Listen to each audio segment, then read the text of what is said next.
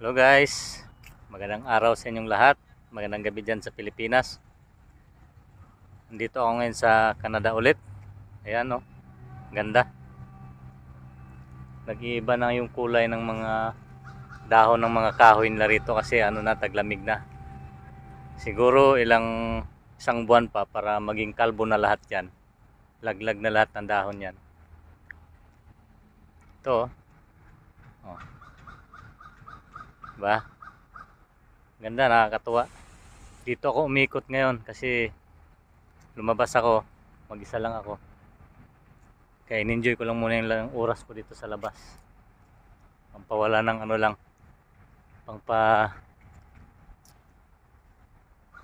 pampa-fresh. Fresh sa pakiramdam. Yan o guys o.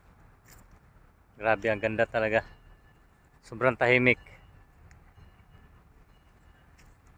Yan, meron pa silang rito.